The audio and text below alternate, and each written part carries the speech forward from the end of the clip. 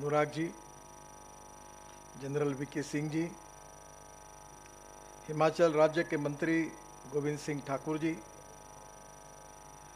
दूसरे मंत्री रामलाल मार्कंड जी, हमारी राज्यसभा की सदस्य इंदुबाला गोस्वामी जी, श्री किशन कपूर जी, सभी मंत्रीगण, विधायकगण और उपस्थित सभी भाई और बहनों,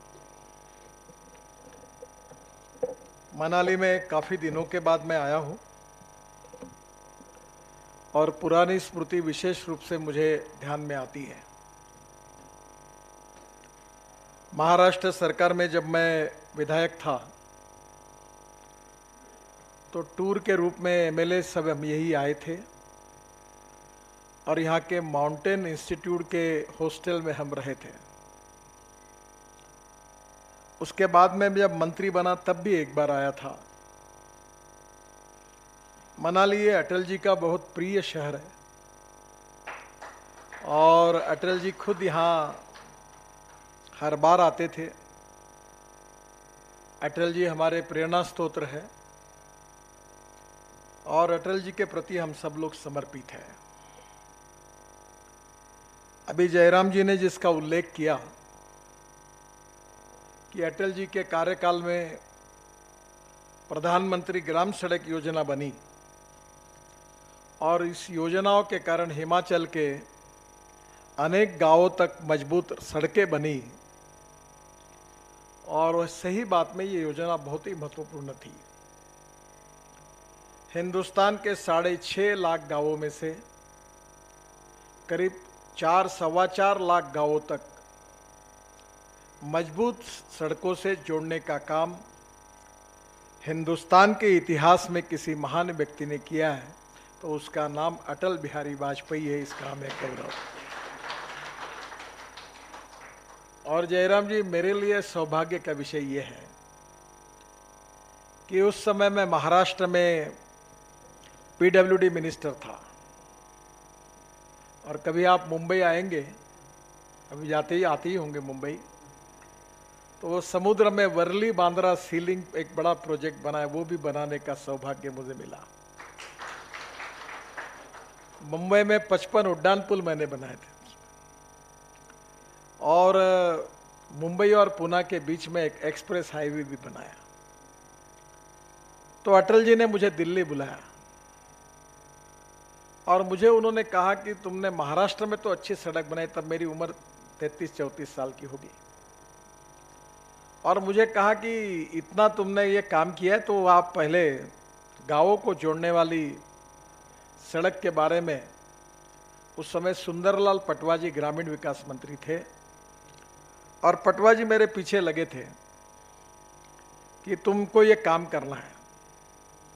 तो पटवाजी ही मुझे अटल जी के पास लेकर गए और जब प्रेजेंटेशन हुआ तब मुझे अटल जी ने कहा कि तुम इसकी योजना तैयार करो और मेरी अध्यक्षता में एक कमेटी गठित की गई जिसमें नाबार्ड के चेयरमैन, रिजर्व बैंक के डिप्टी गवर्नर, काफ़ी बड़ी कमेटी थी। 3 महीने मैंने उसके ऊपर काम किया था और बाद में मैंने अटल बिहारी वाजपेयी जी को प्रधानमंत्री जी के रूप में वो रिपोर्ट प्रस्तुत किया था। उस योजना का नाम था प्रधानमंत्री ग्राम सड़क योजना और यो योजना बनाने का सौभाग्य मुझे मिला, अटल जी ने मुझे दिया। और बहुत ही, जब मैं दिल्ली ज़्यादा आता नहीं था, मैं बने तक अपने शहर को छोड़कर दिल्ली आने के लिए बड़ा अनुत्सुक रहता था। जब बीजेपी का अध्यक्ष बना तब भी मैं दिल्ली जाने की बात आई तो मेरे लिए बहुत समस्या थी, पर अटल जी ने जब कहा तब मेरा बार बार दिल्ली आना शुरू हुआ और वो काम देश के इतिहास में, मैं किसान होने के नाते उसके महत्व को समझता हूँ, वो काम करने का सौभाग्य मुझे उन्होंने दिया और जिसके कारण आप कह रहे कि हिमाचल प्रदेश में अनेक गांवों में रास्ते बना है, सड़कें बनी है, तो मुझे बहुत खुशी है और अटल जी की याद भी मुझे आई और आज उस बात को स्मरण करता हूँ, उनको स्मृति को अभिवादन भी करता हूँ। ये बात सही है कि हिमाचल ये देवभूमि है और ये देवभूमि इतनी सुंदर है कि वर्ल्ड में अगर इसकी तुलना की जाए तो स्विट्जरलैंड के साथ लोग करते हैं। और मैं ये मानता हूं कि कहीं तो स्विट्जरलैंड से भी अच्छी है। पर इसको सुंदर बनाने के लिए हम सबको कुछ कष्ट करने पड़ेंगे। मैं जब पीडब्ल्यूडी मिनिस्टर था तो मैंने ऑफिस में मुंबई में एक बहुत बड़ा प्रसिद्ध वाक्य अमेरिकन प्रेसिडेंट जॉन कैनेडी, इनका एक वाक्य मैंने अपने चेयर के पीछे लिख कर रखा था, जो आज मेरे दिल्ली के भी ऑफिस में है। जॉन कैनेडी बहुत बड़े दृष्टा थे और उन्होंने ये कहा था कि American roads are not good because America is rich, but America is rich because American roads are good. America धनवान है, इसके कारण अमेरिका के रास्ते अच्छे नहीं हुए, तो अमेरिका के रास्ते अच्छे हुए, इसके कारण अमेरिका धनवान हुई। और इसलिए हिमाचल प्रदेश को अगर धनवान बनाना है, यहाँ के लोगों को समृद्ध संपन्न बनाना है, तो जो बात का जिक्र जयराम जी ने किया, सड़क सड़क सड़क, ये एक ही शब्द है जो हिमाचल की पूरी तरह भविष्य और भवितव्य को बदल सकती है। और इसलिए टूरिस्ट क्या चाहते हैं? टूरिस्ट अच्छी जगह रहने के लिए चाहते हैं, होटल, रेस्टोरेंट्स, रिसोर्ट चाहते हैं, रोड चाहते हैं। और अभी मैं हमारे मनोज कुमार जी को बोल रहा था कि चंडीगढ़ से हिमाचल प्रदेश आने वाला हर व्यक्ति मुझे बहुत याद करता है और याद इसलिए करता है कि बहुत रास्ता खराब है, और वो मामला फंस गया और उसके कारण 9-9 घंटे लगते। और मैं भी चंडीगढ़ से कुल्लू को उसी रोड से आने का सोच रहा था, पर मेरा ऑफिस कुछ तैयार नहीं था, क्योंकि अधिकारी को मालूम था कि मैं अगर उस रास्ते से गया तो मैं ठोक पीट किए बिना नहीं रहूंगा। तो मुझे बोल रहे थे यहां से मत जाओ, हवाई जहाज से जाओ, हेलीकॉप्टर से जाओ। तो मुझे ध्यान में आया रास्ता बहुत खराब है, मैं दुखी हूं, क्षमा प्रार्थी हूं।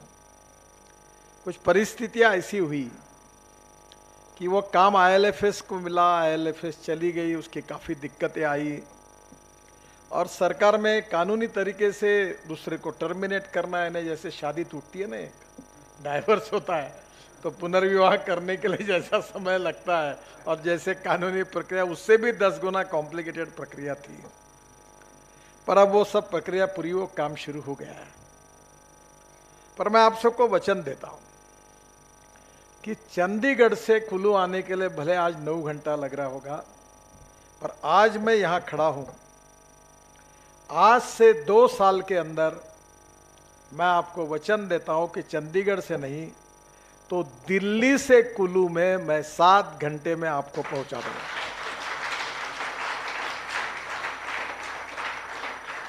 और ये काम मैंने शुरू भी कर दिया है। दिल्ली से कटरा हम एक रोड बना रहे हैं, और ये जो रोड है ये दिल्ली से अमृतसर और कटरा, ये लुधियाना आता है, इसका काम जोरों में शुरू है। दिल्ली से लुधियाना एक्सप्रेस हाईवे, ये जो कटरा अमृतसर कटरा जो है उसका पार्ट है। तो दिल्ली से लुधियाना आएंगे, लुधियाना से रूपनगर, ये green field access control road है, इसका बीड हमने बुला लिया है, महीने भर में उसका काम शुरू हो जाएगा। और रूपनगर से कुल्लू, ये 4 लेन प्रोग्रेस में है।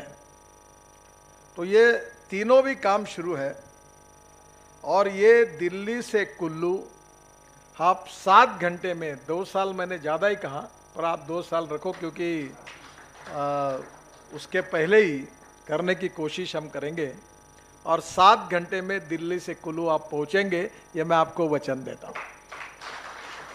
मुझे पता है कि जब कोई ऐसी बात कहते तो लोग विश्वास नहीं रखते, पर मैं उसमें से हूं कि मुझे आज तक जो मैं बोलता हूं उसमें कोई पत्रकार पूछ ही नहीं सकता, क्योंकि मैं डंके की चोट पर बोलता हूं। मैंने हाँ तो हाँ, ना तो ना।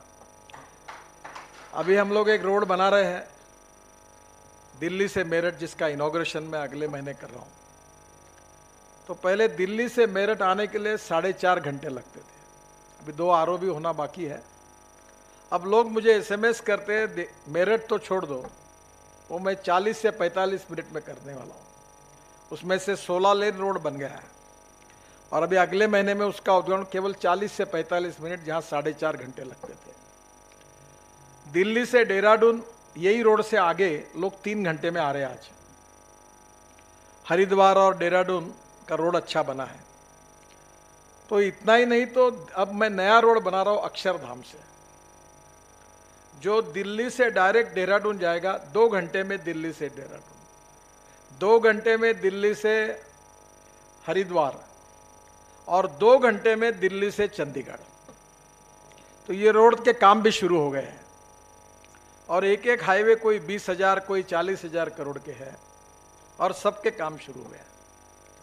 और इसलिए जो दिल्ली से लुधियाना आएगा, जो आगे रूपनगर से आपके यहाँ कुल्लू तक आ जाएगा, तो ये रोड भी निश्चित रूप से हिमाचल के टूरिज्म को बढ़ाएगा, और ये 2 साल के अंदर पूरा होगा। जो चंडीगढ़ का रोड जो है तीरथपुर वाला, उसके बारे में अभी काम शुरू हो गया है, वो भी 1 आध साल में वो भी पूरा हो जाएगा। एक बात जरूर है कि हम हिमाचल प्रदेश में 18 टनल एनएचआई से बना रहे हैं, जिसमें से 6 टनल पर काम शुरू है, और बाकी 6 नहीं 9 टनल पे काम शुरू है, और कुछ टनल, बाकी टनल का डीपीआर भी बनाना शुरू हुआ है। आज विशेष रूप से मुझे मौका मिला, वो ये जो हिमाचल प्रदेश में टोटल टनल 8 टनल है, उसका काम शुरू है, और 11 टनल अभी हम अवार्ड करने वाले हैं। तो इसके साथ साथ जो 4 टनल है, वो आगे जो रास्ता है,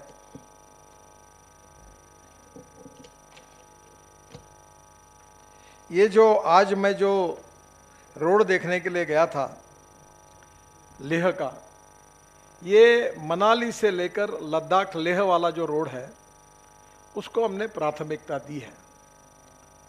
कारगिल या लेह पहुंचने के लिए 2 रास्ते हैं।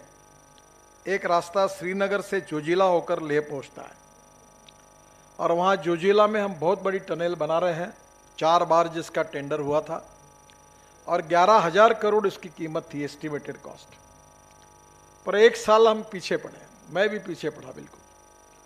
टेक्नोलॉजी में, कॉस्ट में हमने इतना अध्ययन किया, मेहनत की हमारे अधिकारियों ने और हम सब लोगों ने।